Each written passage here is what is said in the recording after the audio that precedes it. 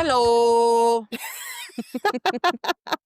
You remember? I was really hoping that that is going to be like what you say every time because it makes me laugh. I love it. My son Cashton went through a phase where he was saying hello. It was his thing, and it was really funny. So, He doesn't do it anymore? um, he no, but he has a new things. He's like, when I tell him to do something, he's like, "Oh, okay." And it's very like, "Okay, if you insist." But I guess anywho, so. hello everyone. Welcome. Welcome to Murder with My Sister. I'm Marie. I am Lisa. And we're gonna be Oh, bringing yeah. you some true crime stories. So let's start this one with, oh, she just damn shot her husband down. He came in the room and all I saw was her hand fly up in the Did you air. see him come in the room? I saw the shadow. He didn't even get that far because your fucking hand went up. I told him what we were doing. What was he coming in there for? I'm just I curious. don't know. None of us know now. Now we'll never We'll know. never know. I mean, he's gonna tell you. He's outside right now figuring out how he's gonna tell He's you. probably going to text me. So I wanna go ahead and say, go on record and say that at this point, we don't know where we're at, right? Because Huh? my sister is a learned sound engineer and has recently been scheduling our episodes to drop. So I think what we're gonna do is pay attention to our Gmail, which is murderwithmysister@gmail.com, to Okay. kind of listen to the feedback. And if you guys are like, I your voices don't make me want to drive off of a cliff or into a fucking light pole, but your quality is such that that's making me drive into a street pole, then maybe we'll re-record. So I don't want to say this is like, what month are we in? Right now? August. August. So this might be in August, or it might be like in, or like I'm gonna September say or I'm gonna December. say I'm in September right now, so I'm gonna say probably late Okay. So here I have a October-ish. question for you. So as you drop these episodes, as you schedule Mhm, them, are you mhm. doing them in order of how we recorded them? Yeah. Can you do me a favor? Can we pivot from that format? And can you maybe drop one that we've done since we got better at recording and editing, like since you became a sound engineer? And It then, depends oh, because okay. you and I had a little bit of a, thing where at the end of the episodes, we were saying what we were gonna do the next week. We weren't Fuck. saying, like yeah, so Fucking that's how I've god been damn able to it. put them in order is by listening to them and then doing the next one. I'm, like, keeping notes as I go along. I don't know if we continue to do that, though. So the short answer is I may be able to do what you're asking me to do. Okay. If at some point I can get to an episode where we Mhm. don't mention what the plan is for the next week. Here's what I'm gonna say. Here's what I'm gonna say. We could do whatever we want. Yeah, we could. So you're listening to them. So just do like this whole preface where you're like, bros, we thought we were going to give you this one, but we're dropping this one. Surprise! And also, we're only going to upset like 10 people. I know that Okay, six the people listened to our intro. Four of them were me. Okay, I listened to it 4 times. I think Super Alexis excited for listened us. Alexis listened once, I think I listened once, so that was all 6 of them.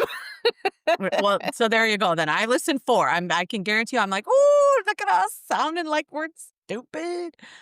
So, anywho, so as I bring you these episodes, like, we're changing things, we're still figuring things out, we're We don't know what amateurs. our format No, man, we're is. amateurs. We started off telling the same stories and jumping in, and then my sister would tell one, and then I would tell one. So we don't really know how we love it, and we don't really know how you love it. And you know what I think?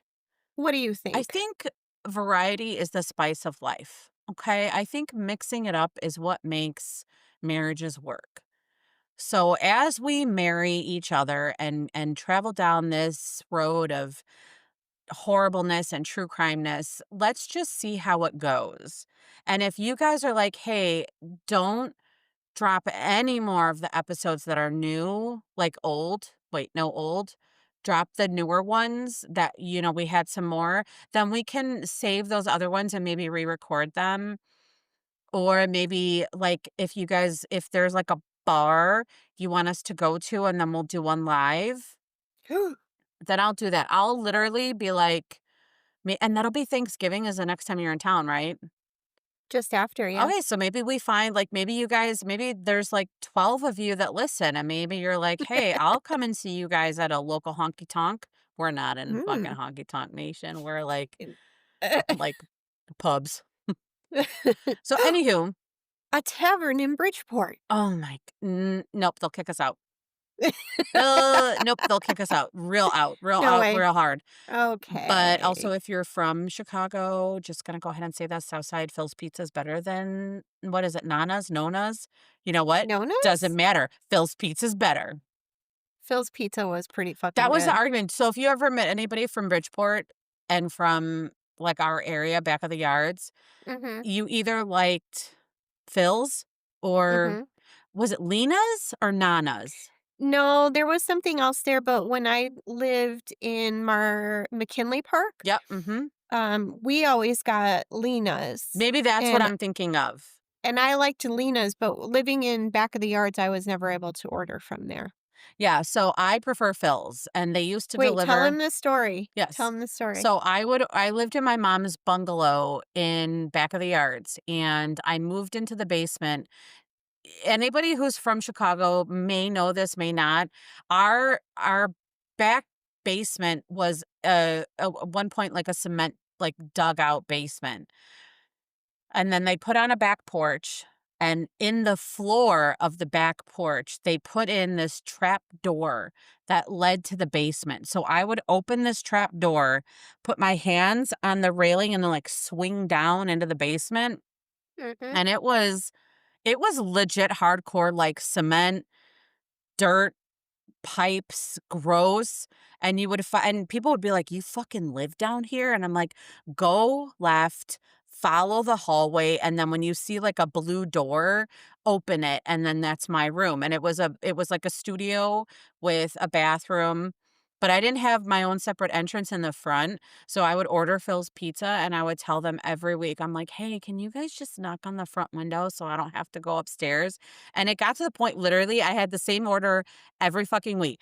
Medium pizza, pepperoni, mushroom, black olive, deliver it to the fucking basement. And they just knew. I would be like, "Hey, can I do a order for delivery?" And they're like, "Is this Basement Lisa?" And I'm like, "Oh, that's the worst name ever." But yes, it is. So, like, if you were in the basement, the window was, like, at chest Mhm. level, waist level, and then if you were standing outside the house, You had I a would just squat. see your knees and you're down to your feet. So Lincoln Parkers and like fancy people, they call that a garden apartment, Oh, okay? is that right? It's garden. Yeah, And I call that a cellar. yeah, we did. But it's okay though. They delivered it right to that fucking window, and I would open my window and I would take my fucking pizza, and then I would watch Beverly Hills in 90210 and And eat not share that and not shit with nobody. no, and Benny would get the crust and I would eat the cheese. And that's how I would rip the cheese off the top of it with all the toppings, and then I would flip the fucking crust to Benny. That was my Rottweiler dog. And I would eat it in Ah, my double papasan chair. Ah, that's good right. times, good times. Good times. All right. So I digress. But so I just wanted to start this episode with that announcement that drop us a line, let us know if you're listening to them and you're like, "Hey, I want to keep listening, but I can't handle your fucking quality," then say that. If you're gonna drop a line to murderwithmysister@gmail.com and you're just gonna blast us, you can save your email because I'm just gonna delete it. Sorry. Go listen So somewhere Lisa's gonna else. handle Lisa. I think we'll both be in the emails at Mhm. some point. Lisa's gonna handle more of the Facebook stuff, and then I 'Cause I'm created old. and well, because I don't do it, so you do it, so do it. Love that you think But that I about me. created I created an Instagram for us today, Oh, Insta. Okay. so I'll do the Insta. Okay. So then, I mean, listen, the social is not our thing. Oh my God. I Mm-mm. told you about Aubrey and her, we need subscribers. Yes. So Eric told me today we were going to get pick up the kids, and he's like, "Hey, have you seen Aubrey talking to her followers in the mirror?" And I was like, I'm sorry, No. what?" And he's like, "Yeah, when she gets ready in the morning and you do her hair and her makeup." And when I say makeup, the eyeliner that you got her, with the little stars. The little Every dots, yeah. every every day we have to do a little routine of those.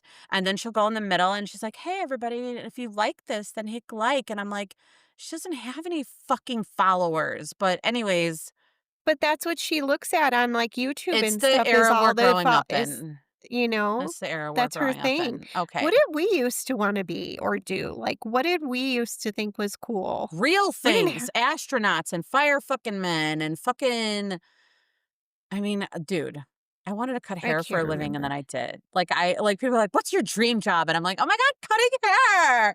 And then I did it. So, yeah. And then I was broke. Mm, it's I'm okay. just burned out. Yeah. So now here we are. And here we are. And here we are. Hi. Hi. So are we ready to start? Do. Tell me the Okay, so story. I'm gonna, we're gonna take you down memory lane. Um, let's say that, like, here's how things go. My sister is the parent of adult children. Okay, so she's got a boy and a girl. The boy is older than she's got the girl, and Mhm. I'm a parent of younger children. I have a girl first, then a boy, and you never stop worrying about them, right? Like you always No. worry that they're going. I remember worrying about your kids. You worry about my kids. Mhm. Um, so as we discuss our cases and talk about people that are no longer here to tell their own story, we need to remember that the people we're talking about is someone's daughter or son or Mhm. brother or mother or father. And we're not telling a story like we're doing it differently. We're just doing it in a way where it's important. What happened to Mhm. them was important. The life they lived was important, and making sure that at the very least something positive comes out of something bad, that's important too. So we're all just fucking doing the best we can. We're all trying to raise our kids. We're all trying to make sure that they flourish and become good humans that make good choices and that makes them feel good and that makes them happy. And if I had a nickel for fucking every time I made a bad choice, I would Oof. be sitting I would have a real sound engineer right now for this Oh, yeah. story, okay? 100%. We might So, even have a studio. yeah, so I don't wanna say this story and then be like, "There was one bad choice that led to this," because I don't think Mm-mm. that's what's important. Mm-mm. Um so we pray that the decisions they make don't put them in harm's way. And I think that's what's important is that you make decisions and you hope that the decisions that you make put you in a position to be able to react the way that you want to be Mhm. safe and to be able to say, I don't want to do this or I don't want to do that. And you know what? Even if you make the best choices of your life, sometimes the people you trust and the people you think Mm. you're safe with are the people that end up being the worst decision that you've ever made. Mhm. So keep that in mind as we talk about this. Um, because we blink an eye, right? And then at some point these amazing young people, they become grown-ups. And what is harder, and I don't know yet because I haven't been there, but I was one. What's harder than a teenager, right? Like you're Oof. you can't parent them, like overparent them because they're almost adults. And Mhm. you can't tell them like don't talk to strangers because they're not little kids. So you look at what they've done. You become proud of who they are. You gush because maybe your kid is in the National Honor Society. Maybe they're a member of their school dance squad. And because maybe your child has been accepted to the University of Alabama on a full scholarship and that your child's hope is that they become a doctor someday. and you watch with extreme excitement as they plan for their senior trip. And in one night, everything that you know and love comes crashing down around you. And that is this story that happened to this particular family. This is the disappearance of Natalee Holloway. So Mm, now that I got all that out of the way and I'm feeling all emotional and all sad, the sources for this story are a Wikipedia page, a documentary, The Disappearance of Natalee Holloway, and ABC News videos. And her mom also wrote a book called The Disappearance, or I'm sorry, Beth Holloway wrote a book called Loving Natalie. mm, So, those are all things that you can refer back to. And we're going to take you through a little bit of the stuff that you almost so while when we talk about these things, I've talked about this in a couple other episodes. Why do we do this? Do we need another true crime podcast? Do we need another person can let sleeping dogs lie? And I think I chose this because obviously it stuck with me. I mean, this case is going on. I think Natalie would be 39 years old at this oh my point. gosh.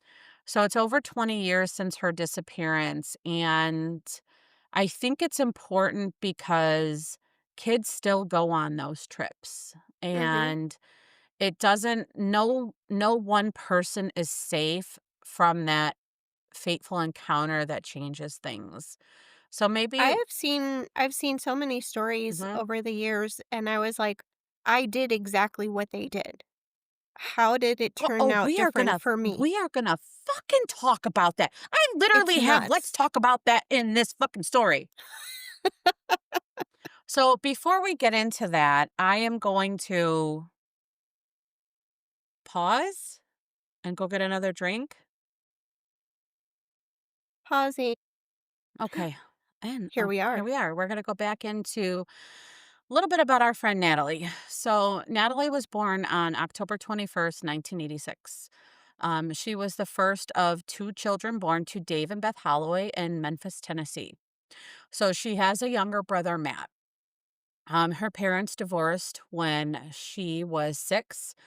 And then her mom met and married Jug, which I think is like the funniest nickname. J-U-G? Jug. I hope I have his name in here somewhere, but I don't know if I do because I thought, like, what a fucking great nickname. Sorry, we're going with You Jug. wanna you wanna know the best name that I see almost every day? Tell me. One of the radiologists that reads our stuff, Hmm. I'll get reports for my patients, and his first name is Rip, R-I-P-P. Fuck yes. Wait, so you didn't watch Yellowstone? Oh, I did. Rip, what? Wasn't his name Rip? "Hello." Yeah, Mm. and I was like, That's "Yes." why we named Cash Cash, right? "No, 'Cause we were why?" watching Yellowstone. I was so "Oh!" pregnant, we were watching Yellowstone, and one of the baby names that came up for, like, that time was Cashton, and I'm like, "Fuck yeah, Cashton Cowboy." Oh, god, I digress. So, her mom met and married Jug, and then, shortly after that, they moved to Mountain Brooks, Alabama. I watched some home videos, in the documentary that her father did, and we'll talk about that later, Mm, and, I mean you see these documentaries and it was in 20 so she was born in 1986. So they were still wow. right before like video cameras were around, Yeah. but they weren't like I have 76,000 videos of my kids. No, I had, like, 2 tapes. Right. So her dad was watching these videos. I mean, she's just a sweet kid. She's just a good, loving little creature. If you remember the story, there were pictures of her all over the place. It Yeah. was a national, like everyone picked it up, and there wasn't a picture of her that didn't just look beautiful. She was a beautiful young woman. She was lovely. She had a beautiful smile. So, um, she Did it was. get so much interest because it happened in, like, I th- wherever it no, happened I and it was think an it was American? no, I think it was the dawn of the social media era. Like I think the 90s, we had what was that fucking MySpace, maybe? Yeah, Not that's even in what that I when was the remember. internet born? I don't even fucking know. But I know that in 2000 let's talk about it. Let's talk more about Natalie. she was, by all accounts, smart, okay? Everything that I've ever read, everything that her mom has said, her dad has said, she was smart. She made straight A's. There is not a person on the earth that I could find that said anything different than wonderful things about her. Her favorite movie was The Wizard of Oz. Hmm. And her mom recollects a memory where she said that if she was ever stuck in an elevator, she hoped she was in there with Judy Garland. She I love I it. know, she collected anything that she could find about the Wizard of Oz, little any memorabilias. And from the time that she was 3 years old, she loved dancing, and she worked really hard at it through her childhood. So when they moved to Mountain Brook, she tried out for the dance team in ninth grade. So that would have been her freshman year. And Mhm. it's one of those teams that you have to try out for every year, and she made it every single year. She was involved with her church. She volunteered for Habitat for Humanity, the Humane Society, and Hope Lodge, which is a local charity. And from some of the documentaries that I saw, she had a nickname which I had never read before called Hootie. Hootie. Hootie! So it was I Hootie love and it. Doug. I mean, let's like if you saw the videos that I was watching, you would see what was just a great fun family. They were close, they had great nicknames, they had fun. And you're that parent, right? Like what Hmm. about this sets off any alarm bells for you in your head? What I just Not told you? many. Nothing. Nothing. Not many. So Beth attended the parent meetings with the travel agent and other parents when it came time for this senior trip. Um, the meetings covered your traditional details like rooming, chaperones, and payments. It was made very clear and that the chaperones would not be doing rolling bed checks. They were there for emergencies. So, like, I lost my passport, I have no money, I have a migraine. Like, they were there basically like to touch base. And in Aruba, which is where this senior trip was planned, Mhm. it was the legal drinking age was 18. Mm. So And most of them were either 18 or very exactly, shortly turning 18 exactly, at that time, exactly right? right. So your child comes to you, and again, this is one of those tricky things. They're smart, they're intelligent. This girl did nothing but make good choices. Mhm. If she comes to you and says, "I want to go on this trip," are you really gonna fucking say no? Not if I had the money No, to send her. no, and I saw in the documentary, her dad was like she called me up and she said, "You need to pay for half this trip," and her dad's like, "Okay," and he sent her the money. Like, no one is saying no to this girl. She's great, she deserves it. Um, so no one so as we look back, one of my favorite things about the time that we're living in, and I know it's all of you, everybody's gonna fucking be like, "What's great about the world? Warp speed trip." No, let's think about where we're at. We have the ability of hindsight. We're kinder people right now. We're about therapy. COVID changed things, and I'm gonna say they changed it for the better because we can look back on this and we could say her mom didn't do anything wrong. Like, and if No. you remember back when it happened, we were a little bit fucking judgmental motherfuckers. And there was some Everybody stuff that is. I found on the internet now that was icky. It was some real fucking icky, shady shit that people were fucking putting out there. It's fine. I digress again. So it was a 4-day trip to Aruba. They were going to be staying at the Holiday Inn, which was right on the beach. And by all accounts, Aruba is considered pretty safe. It's an island. And people say that if you go there, you get a very Florida kind of vibe. So Hmm. it's not one of those things that where you're like, oh, I can't send my daughter there. The woman, the travel agent, who was what do they call that when you're organizing the trip? Her daughter was Mhm. actually in the senior class and was going on this trip as well. So there's like again, these are no things that you're going to be alarmed about. Um so you feel safe going there. We talked about what the legal drinking age was. It's 18, right? Yeah. Okay. What were you doing when you were I mean, okay. we can't ask my sister what she was fucking having babies and being I a had a mom. baby. Okay, but, like, all the rest of us that I weren't wasn't having doing babies, anything dumber than that because I yeah, had a baby. she was doing all kinds of dumb baby things. But, like, 18, oh my dear God, I was fucking drinking. I was fucking. I mean, what the fuck? I was getting into mischief. Danger never fucking occurred to me at that point. I feel like I saw a lot of, twirling glow sticks Mhm. and things like that. Mhm. So, everything for this trip is going pretty much on par. Um, on the last night of the trip, May 30th, 2005, some of the kids decided to go to Carlos and Charlie's club. And it's just Mm. they're going to celebrate their last night in Aruba. The group decided to leave, and this is where things get a little fucked up and a little fucking horrible. Natalie had been drinking, and this is one of the things I don't like. When I saw some Wikipedia stuff where they're like, oh, she had been drinking in excess the whole 3 days and she missed I'm sure they breakfast all two were. days. Like, sorry, who among us, right? You're Yeah. fucking, Yeah. you just graduated high school. You're getting ready to go off to college. You're Even if she had just a couple and wanted to sleep in, oh, she was drinking from morning to night. She was 18 and probably didn't drink much. She had 3 drinks and she was like, "Yeah, okay, I'm a little tipsy." Like, it's just that kind of haterade is it's not useful. It's people trying to paint an ugly picture of a girl who was doing what all of us do on any given Sunday. Like, I'll be doing this Sunday. I mean, except the people that likely are saying these things Yeah. are people who never made it out of their parents' fucking basement. Ooh, she They're just our age and they're ooh, still living in their parents' oh, basement. damn, they're gonna come at us. They're coming I'm at just us. They're saying, coming at they got a us. lot they got a lot of shit to So say, and I'm like, so you haven't lived it, so shut the fuck up. they're coming at us.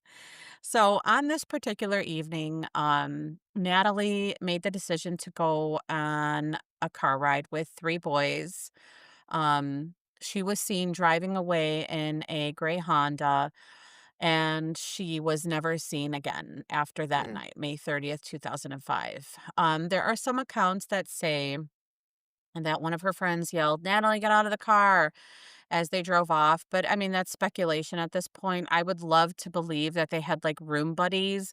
But some of the mhm, things that I read online were that like the kids were paired up and that they were kind of like room hopping, right? Like, so one mm, night she would sleep in this person's room and the other night she would sleep in that person's room. And that, again, total 110% teenage behavior. mhm. So the friends went back to the hotel. Natalie wasn't reported missing until the next day when they were getting ready to leave for their flight. Oh, no. Yeah. So this is where it gets kind of tricky because I believe the entire class, everybody was like, "Well, we're going." They went to the police and the police like, "Oh, she'll turn up." And it's, real standard 1985 fucking statement. "Oh, she probably just shaking it off. She'll show up." But Beth was notified that they couldn't she got the call that every parent like, ugh, imagine that you're sitting at home. Mm-mm. She said her husband was on vacation at that point. Her son was off. I think he was doing like a camping trip. I mean, at this point, you think I would know these people, but I Mm. don't. But they were like, she gets the call. We can't find your daughter.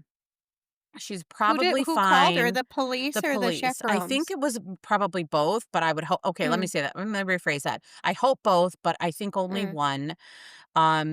It was a call that no parent wants to get, and I do believe that she made arrangements to get out there immediately. So this yeah. happened, I think it happened around 11 AM.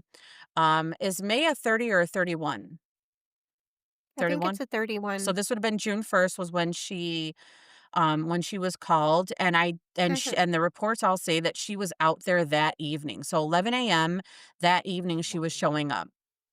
'Cause that's And only, like, 2, 3-hour flight or something, right? I mean, somebody should probably Google that. I mean, if you want to Google it. Um, her May is mom a 31. May is a 31. So Mom got in touch with some people. She did not go alone. She went with a group of friends who, of course, all of them are parents. First thing happens, they land and they meet with the authorities who say, again, she's probably shaking it off or sleeping it off. She'll turn up.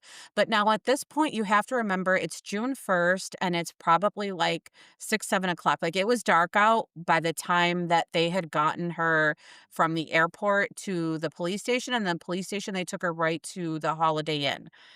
When they went to the Mm, Holiday Inn, her room was still there, her passport was there, her bags were packed, everything was still in her room, even though the rest of her friends had checked out. Some of the front desk people were talking to them and mentioned who they saw her with. hmm. So in the some of the documentaries that I saw, some of the newsreels, Beth said, I knew at that moment when they said that name, this is it. This is who's it. So she says that Why did she say that? it's just mom feelings, man. My Like a mom, gut a feeling? mom fucking knows. Here's the thing. Think about this. You're on an island. Yeah. It's a hotel employee.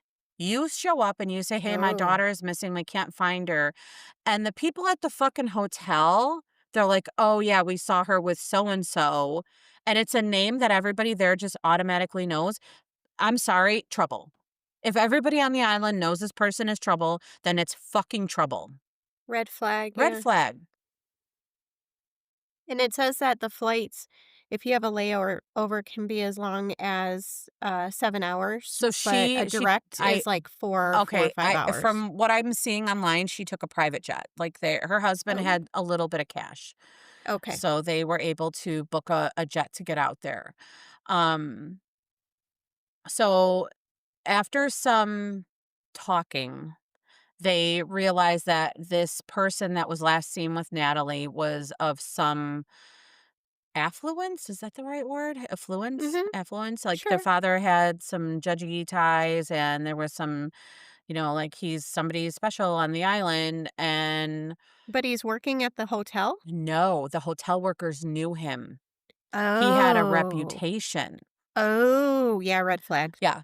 And let's just Okay. say I mean, we all know the name. It's Jordan Vandersloot. So fucking Mhm. call that motherfucker out, but I don't wanna give him any time here that he doesn't Mhm. this isn't his story. Mhm. Mhm. So when he was only 17, Natalie was 18, he was 17, and they met in Oh, a geez. club. There were videos of him in the casino earlier that trip, and they were Mhm. all at the same table. People Mhm. knew him. So if you're 17 and people already know you in clubs and hotels and casinos, his party, like, what are you doing? Mhm. You're not being a good boy. Mm-mm. But, whatever. Recklessness. Yeah. So it took some coaxing, but eventually they said, we need to talk to this kid. So they get the authorities to drive them to Vandersloot's house. Mhm. And now keep in mind, this is going to be about 24 hours after Natalie has gone missing. So by all accounts, what we know now, the hindsight that we have now is that she, at this point, is probably no longer with us, Mhm. but we don't know that then. Yeah. Here's what we know. I'm gonna refer back to these video clips that I saw. Um, the authorities were there, the Vandersloots were there, Natalie Holloway's mom was there, Beth, her father, her stepfather, and some other parents. And things got very heated because they're like, "Where is she? Where is she? Where is she?" And the authorities on this documentary, the authorities like, "We were trying to tell them, calm down. We're not used to this. Calm down. We don't respond to this kind of aggression." I'm sorry, motherfucker. You don't get to take my fucking daughter and then tell me that I No. can't yell at the last person that was fucking seen alive with her. Oh, no. Total aggression. Beth tells in one of these online stories, she says this man, this boy, the 17-year-old boy, recounts in detail. He told all of these people in detail the sexual encounter that he had with her daughter. Let's literally process what kind of fucking person would give graphic details of a sexual encounter that they had with somebody's daughter, and I'm gonna say this now, knowing that he had fucking killed her. Oh my The goodness. only reason that he was giving those details is because he knew he was being a cocky, arrogant little prick who fucking knew. Okay. I mean, at that point in his life, he was never held accountable Nothing, for anything, nothing, right? nothing. Got He away was with fucking entitled. everything. His parents had ties, blah, blah, blah. Like, he had carte blanche. So at this point, all they know is that she's missing, and what ensues is one of the largest searches that the island has ever seen. They Mm, searched every island. They had people, and I mean, we I don't know all of the details. I know that Aruba says that it was the largest search that they had ever done. I know that um the boy who had seen her, was with her last, was also with her with two of his friends, Deepak and Satish Kalpo. So she drove off with all three of those boys and was never seen again. hmm, And I do know that in June, the two boys were all three of them were arrested under the suspicion of kidnapping and murder. But by hmm, September of 2005, that year, they were all released. In 2006, and again, this is one of those things where they searched, they had people, they said they gave them like time off, any private citizens. Um, there were there was no stone left unturned with when it came to this, is how it was basically said. hmm, Um, and one of the things that makes this so hard to figure out is that this boy changed his story countless times. At hmm, first, it was we dropped her off at the hotel and she stumbled out of our car, and one of the hotel workers came and helped her. And I drove off when this guy in a dark shirt was helping her, and we never saw her again. Well, security footage showed that they never drove her back to there was no footage of her returning to that fucking hotel room. hmm. So Deep that breath. was just the first lie, guys. The very first fucking lie. I'm sorry. Get this little fucking bastard and okay, we're calming down.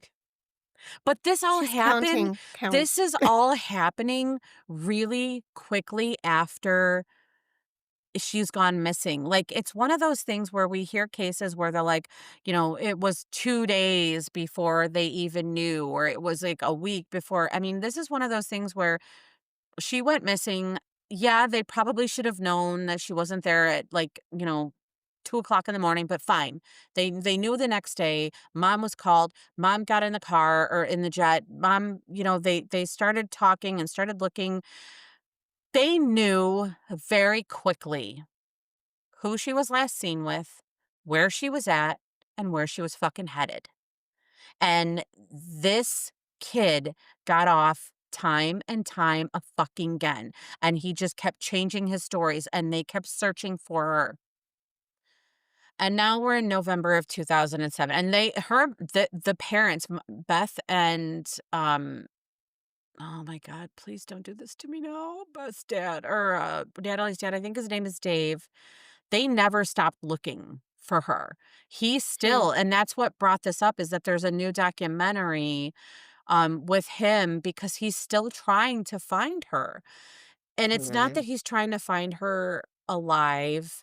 Um, okay, I don't want to get too off track here. In 2007, they were arrested again and released because they didn't have enough evidence.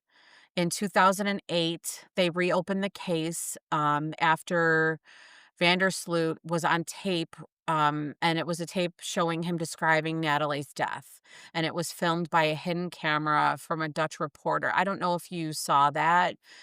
I've never seen It it, was no. it was kinda sketchy. Like, the reporter was like, "Well, if we're gonna trust you, we need to know, like, we need you to come clean and trust us and tell us." And so it was filmed, like, from a car point of view where he was sitting there and he was telling what happened, and in that one, if I'm not mistaken, he said that she was drugged, and that's how this all comes. She took drugs and then she overdosed, and what he says in this February interview was that she was alive and they took her on a boat and they dumped her overboard, but they didn't know if she was dead.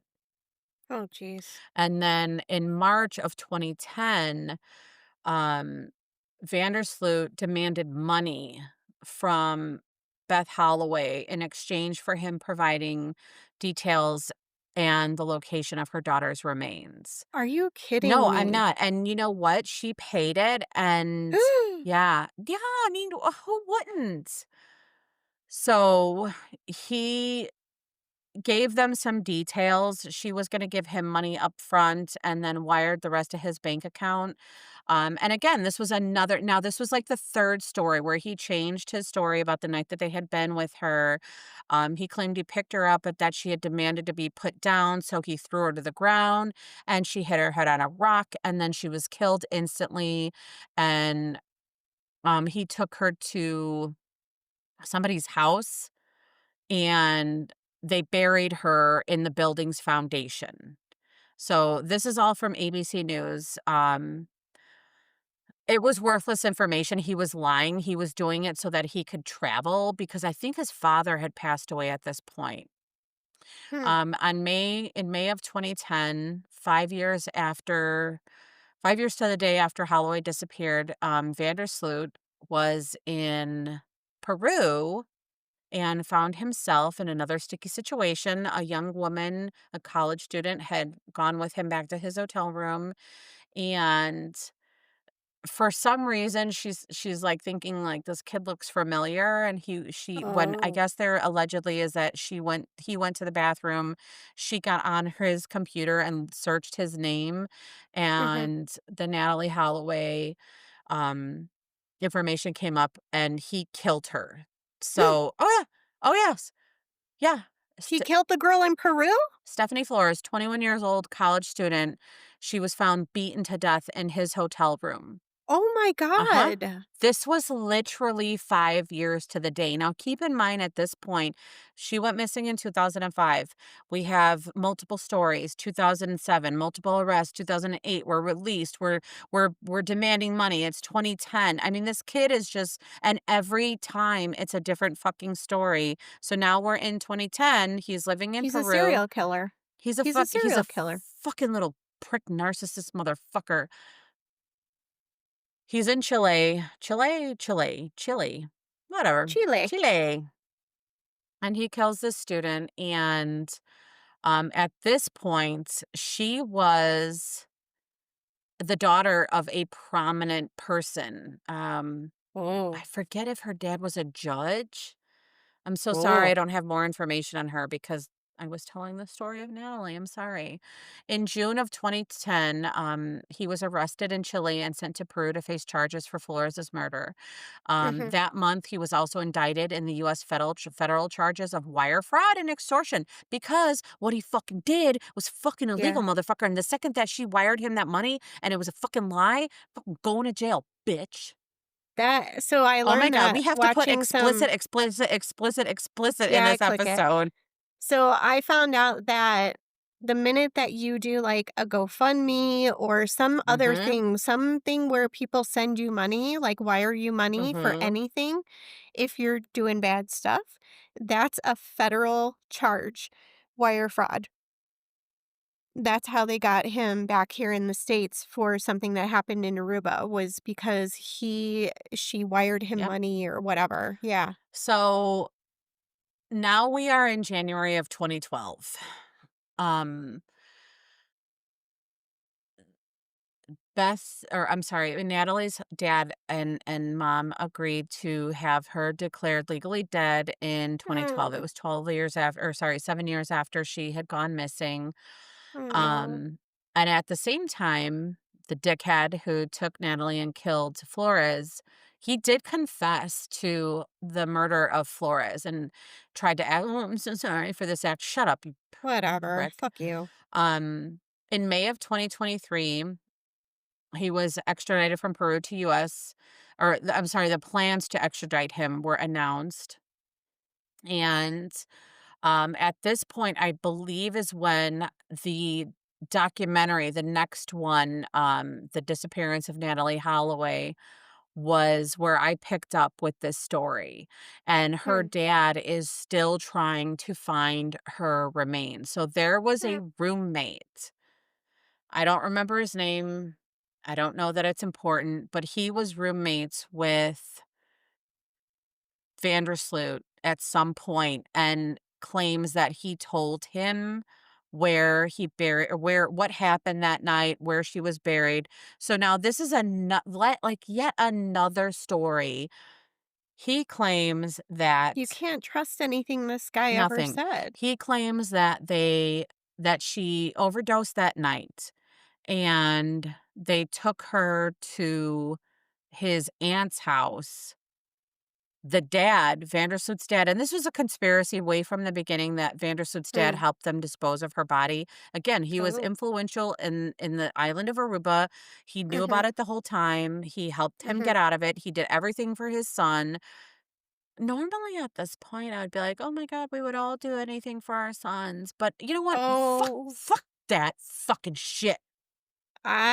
will always love my children, I but love my if children, but they you know do what? Cash something pissed right on me. bad, He's like, "Mom, I pooed myself." And I was like, "Bro, do better." Like, yeah, I'm gonna support you, but do better. yeah, So when it comes to this, like they're saying now that he was in on it from the beginning, and that's what they've been saying for all along. They buried her in a national forest, which I didn't realize Aruba had a national forest, but it's all cacti, um, cacti. cacti. And now they said she was there. This is what he's saying, that she was buried for years. Mhm, And then 5 years after was when he met Vandersloot, this guy, this roommate, and he mhm. paid him like $1,500 to move her body.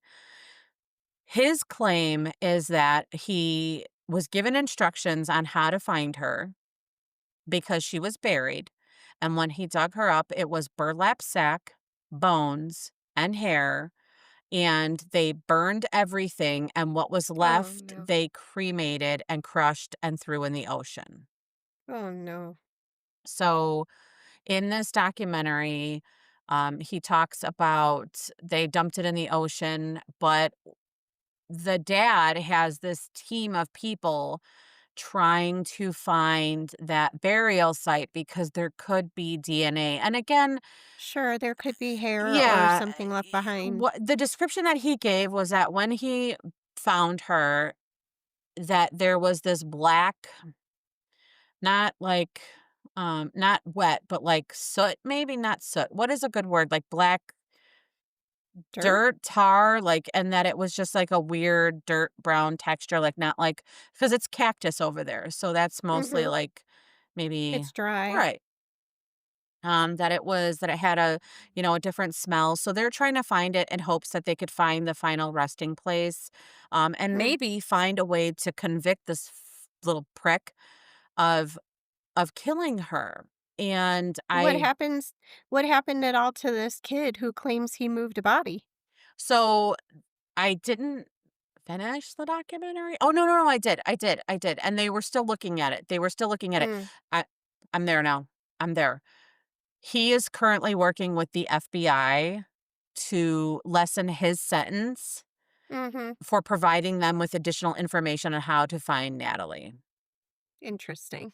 And it's it's just hard, like, the dad is in this documentary the whole time, and how many like, this is his daughter. How many Mhm. times can you hear somebody describe what was done to her poor body, how she was treated in the last moments of her life? Even if she took some drugs. Again, who among us? Do I you know. know the ecstasy that I put in my mouth? Many tablets, okay? And any one of them could have been the wrong one. Yeah, I And know. it doesn't mean that I did anything wrong. It didn't mean that I was a bad person. It didn't mean that I deserved what I got. It just meant that I was comfortable where I was at. I felt safe Mhm. with who I was with. I was having fun in the moment. Yeah. Exactly what she was doing, and it didn't turn out the same way.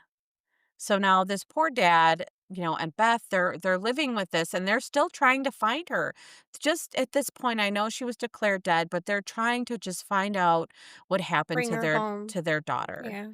So, I mean, that's a lot of information and Mm. I'm sorry if I got And what really happened to upset. Vandersloot? He's still in Where is prison. he?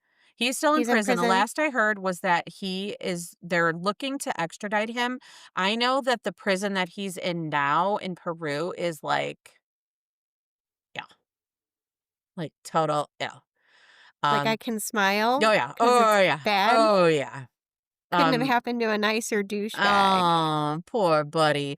Yeah, Oh, I poor think baby. they showed pictures of the cell that is what he would be living in, and it's Mhm. like teeny tiny tiny, and it's like like a cement block with like a mattress on it.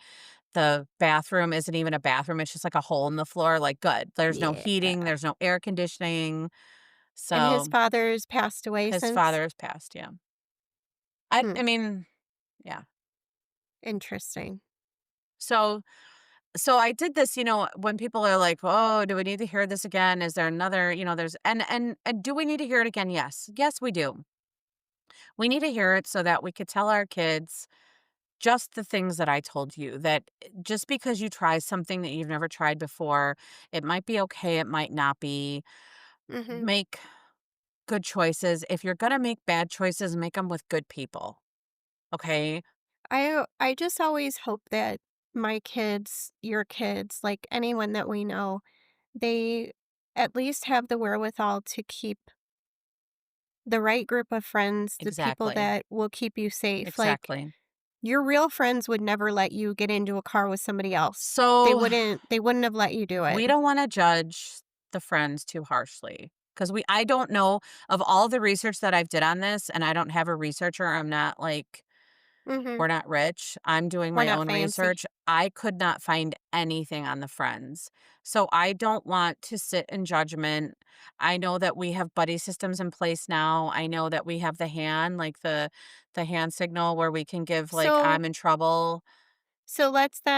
let's do with it in that manner what we can do in terms of cautionary tale. Do it. Like, the system broke down System broke down. and Mhm. she was separated from her friends. Yep. Whether she wanted to be or they wanted to be is makes no difference. Going forward, you leave together, you come back together. You Mhm. don't I don't care if they're screaming and yelling and acting a fool because they don't want to be taken out of that bar or that car or whatever. You don't leave your people behind.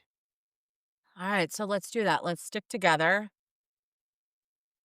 You go with your friends, you leave with your friends. Period. Period. End of End of s story. oh, I was gonna say end of sentence. And then we all remember that, who among us hasn't? And hopefully, retelling the story of the disappearance of Natalie Holloway will allow us to remember what a great, great woman she was. At this point in her life, I think, again, she would have been 39 years old and maybe she would be a Mhm. doctor or maybe she would And be helping probably, people. I'm gonna say, my kids never went on a vacation like this where they were not with their parents. Hmm.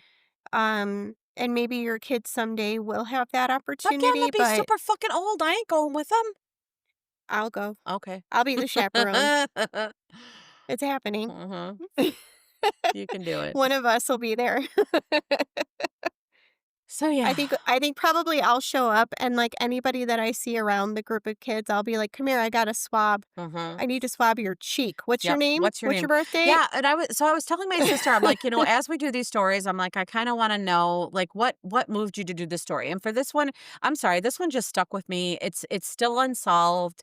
We don't know what happened to her. We can Mhm. all, think about what happened to her, but like going forward, what it was is just remembering. It's remembering that she was a good girl. She didn't deserve this. Her parents didn't deserve this. They were your normal, average, everyday people. They were one of us, and their lives were turned severely upside down. Yeah. And It wasn't because she made a wrong choice. She made a different choice in the presence of the wrong people. Yeah, And I can guarantee you fucking this. At that moment, that girl thought she was safe.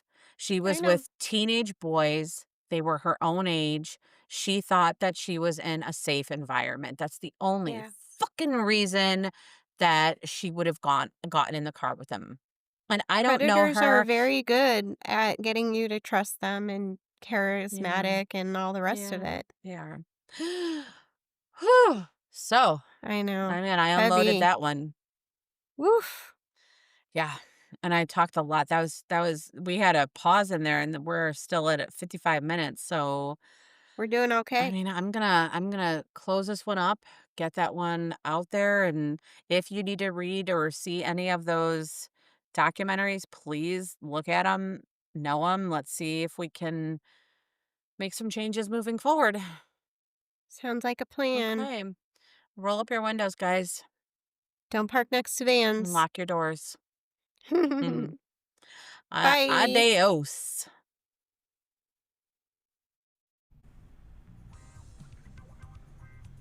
Mixed and edited by me, Marie Abinante, parentheses, sort of professionally, end of parentheses.